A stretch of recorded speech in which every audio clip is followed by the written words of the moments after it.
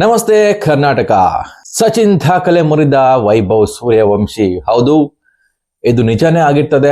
Cricket ದಿಗ್ಗಜ ಹಾಗೇನೆ cricket ದೇವರು ಅಂತ ಹೆಸರುವಾಸಿಯಾದಂಥ ಸಚಿನ್ ತೆಂಡೂಲ್ಕರ್ ಅವರ ದಾಖಲೆಯನ್ನು ಇವಾಗ 15ರ ಪೌರ ವೈಭವ್ ಸೂರ್ಯವಂಶಿ ಏನಿದ್ದಾರೆ ಬ್ರೇಕ್ ಮಾಡಿದ್ದಾರೆ. ಹೌದು, ಇವಾಗಲೇ ನೀವು ನೋಡಿರ್ತೀರಾ, IPL ಅಂಗಳದಲ್ಲಿ ಧೂಳೆಬ್ಬಿಸಿ ಮುನ್ನಡೆಯುತ್ತಿರುವಂತಹ ವೈಭವ್ ಇದೀಗ ಇಂಟರ್ನ್ಯಾಷನಲ್ ಕ್ರಿಕೆಟ್ ನತ್ತ ದಾಪುಗಾಲು ಇಟ್ಟಿದ್ದಾರೆ. ಇದೀಗ ರೀಸೆಂಟ್ ಆಗಿರುವ ಬಂದಿರುವ ಸುದ್ದಿಯಂತೆ ಇಂಟರ್ನ್ಯಾಷನಲ್ T20 ಕ್ರಿಕೆಟ್ಗೆ ವೈಭವ್ ಸೂರ್ಯವಂಶಿ ಅವರು ಆಯ್ಕೆಯಾಗಿದ್ದಾರೆ. ಅವರು ಐರ್ಲೆಂಡ್ ಹಾಗೂ ಇಂಗ್ಲೆಂಡ್ ವಿರುದ್ಧ ನಡೆಯುವಂತಹ T20 ಸರಣಿಗೆ ಹಾಗೇನೆ ಏಷ್ಯನ್ ಕ್ರೀಡಾಕೂಟಕ್ಕೂ ಕೂಡ ಅವರು ಸೆಲೆಕ್ಟ್ ಆಗಿದ್ದಾರೆ. ಈ ಮೂಲಕ ಇಂಡಿಯನ್ ಕ್ರಿಕೆಟ್ ನಲ್ಲಿ ಮತ್ತೆ ತಮ್ಮ ಒಂದು ಪಾರುಪತ್ಯ ಸಾಧಿಸಲು ವೈಭವ್ ಸೂರ್ಯವಂಶಿ ಬರ್ತಿದ್ದಾರೆ ಅಂತ ಹೇಳಬಹುದಾಗಿದೆ. ಸೊ ಇನ್ಮೇಲೆ ಏನಿದ್ರು ಅದು ವೈಭವ್ ಸೂರ್ಯವಂಶಿ ಅವರ ಯುಗ ಆಗಿರ್ತದೆ.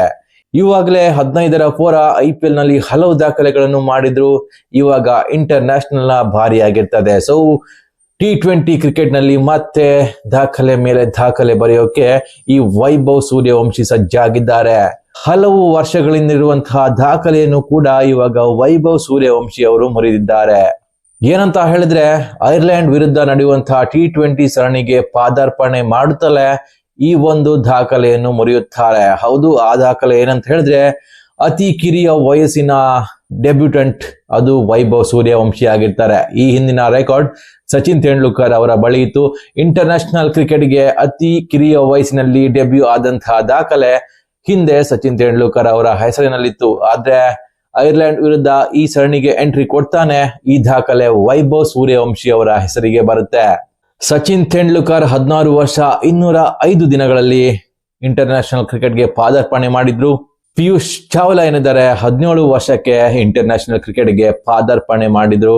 ಎಲ್ ಶಿವರಾಮಕೃಷ್ಣನ್ 17 ವರ್ಷ 118 ದಿನಗಳಿಗೆ ಪಾದಾರ್ಪಣೆ ಮಾಡಿದ್ರು. ಇನ್ನು ಪಾರ್ಥಿವ್ ಪಟೇಲ್ 17 ವರ್ಷ 152 ದಿನಗಳಿಗೆ ಇಂಟರ್ನ್ಯಾಷನಲ್ ಕ್ರಿಕೆಟ್ ನಲ್ಲಿ ಪಾದಾರ್ಪಣೆ ಮಾಡಿದ್ರು. ಇದೀಗ ವೈಭವ್ ಸೂರ್ಯವಂಶಿ ಅವರ ಭಾರಿಯಾಗಿರ್ತದೆ. ಸೊ 15 ವರ್ಷಕ್ಕೆ ಇಂಟರ್ನ್ಯಾಷನಲ್ ಕ್ರಿಕೆಟ್ ನಲ್ಲಿ ಪಾದಾರ್ಪಣೆ ಮಾಡ್ತಾರೆ. ಈ ಮೂಲಕ ಹೊಸ ದಾಖಲೆ, ನಮ್ಮ ಇಂಡಿಯನ್ಸ್ ಇಂದ ಒಂದು ಹೊಸ ದಾಖಲೆ ಸೃಷ್ಟಿಯಾಗಿದೆ ಅಂತ ಹೇಳ್ಬೋದು. ಇನ್ನೇನಾದ್ರೂ ವೈಭವ್ ಸೂರ್ಯವಂಶಿ ಸೆಲೆಕ್ಟ್ ಆಗಿ 100 ಎಲ್ಲ ಮಾಡಿದ್ರೆ ಅದು ಮತ್ತೆ ರೆಕಾರ್ಡ್ ಬ್ರೇಕ್ ಆಗೋದು ಗ್ಯಾರಂಟಿ ಆಗಿರ್ತದೆ. ಸೊ ಈ ಮೂಲಕ ವೈಭವ್ ಸೂರ್ಯವಂಶಿ ಹವಾ ಬಲು ಜೋರು ಅಂತ ಹೇಳ್ಬಹುದು. ಶ್ರೇಯಸ್ ಅಯ್ಯರ್ ಏನಿದ್ದಾರೆ T20ಯ ಕ್ಯಾಪ್ಟನ್ ಆಗಿದ್ದಾರೆ. ಸೊ ಶ್ರೇಯಸ್ ಅಯ್ಯರ್ ಲಾಂಗ್ ಟರ್ಮ್ಗೆ ಟೀಮ್ ಇಂಡಿಯಾದ T20 ಕ್ಯಾಪ್ಟನ್ ಆಗಿ ಆಯ್ಕೆ ಆಗಿದ್ದಾರೆ. ಸೊ ಅಚ್ಚರಿಯ ವಿಷಯ ಏನಂತ ಹೇಳಿದ್ರೆ, ತಿಲಕ್ ವರ್ಮಾ ಅವರನ್ನು ವೈಸ್ ಕ್ಯಾಪ್ಟನ್ ಮಾಡಿದ್ದಾರೆ. ಸೊ ಅವರನ್ನು ಯಾವ ರೀತಿಯಲ್ಲಿ ವೈಸ್ ಕ್ಯಾಪ್ಟನ್ ಮಾಡಿದ್ರು ನನಗಂತೂ ಅರ್ಥ ಆಗೋದಿಲ್ಲ.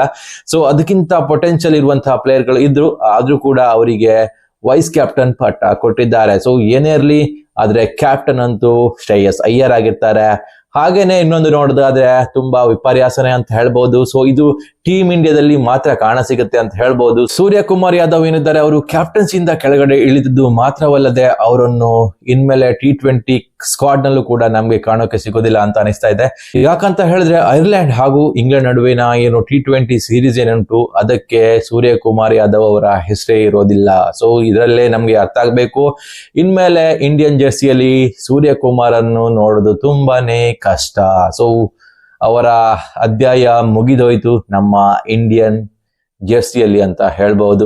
ಸೊ ಎಲ್ಲಾ ಪ್ಲೇಯರ್ಗಳಿಗೂ ರೆಸ್ಪೆಕ್ಟ್ ಬೇಕಿತ್ತು, ಆದ್ರೆ ನಮ್ಮ ಇಂಡಿಯನ್ ಕ್ರಿಕೆಟ್ ನಲ್ಲಿ ಪ್ಲೇಯರ್ಗಳಿಗೆ ರೆಸ್ಪೆಕ್ಟ್ ಸಿಗೋದೇ ಇಲ್ಲ. ಸೊ ಅದಂತೂ ಕನ್ಫರ್ಮ್ ಆಗಿರ್ತದೆ. ಸೊ ಮೊದಲು ವಿರಾಟ್ ಕೊಹ್ಲಿ ಜೊತೆ, ರೋಹಿತ್ ಶರ್ಮಾ ಜೊತೆ, ಇವಾಗ ಸೂರ್ಯಕುಮಾರ್ ಜೊತೆ. ಸೊ ಈ ರೀತಿಯಾದ ಕಂಟಿನ್ಯೂಸ್ ಆಗಿ ಪ್ಲೇಯರ್ಗಳ ಜೊತೆ ಅನುಚಿತ ವರ್ತನೆ ಅಂತ ಹೇಳ್ಬಹುದು. ಸೊ ಈ ರೀತಿ ಆಗ್ತಾನೆ ಇದೆ. ಸೊ ರೆಸ್ಪೆಕ್ಟೇ ಇರೋದಿಲ್ಲ ಪ್ಲೇಯರ್ಗಳಿಗೆ. ಅವರ ಕೆಲಸ ಮುಗೀತು ಅಂತ ಹೇಳಿದ್ರೆ ಅವರನ್ನು ಸೈಡ್ ಲೈನ್ ಮಾಡಿ ಬಿಡ್ತಾರೆ. ಸೊ ರೆಸ್ಪೆಕ್ಟ್ ಕೊಡೋದು ತುಂಬಾನೇ ಇಂಪಾರ್ಟೆಂಟ್ ಆಗಿರ್ತದೆ ಅಂತ ಒಂದು ನನ್ನ ಅಭಿಪ್ರಾಯ. ಸೊ ಒಂದ್ ವೇಳೆ ಈ ಮಾಹಿತಿ ನಿಮ್ಗೆ ಇಷ್ಟ ಆದ್ರೆ ಲೈಕ್ ಮಾಡಿ, ಹಾಗೇನೆ ಸಬ್ಸ್ಕ್ರೈಬ್ ಮಾಡಿ. ನಮಸ್ಕಾರ.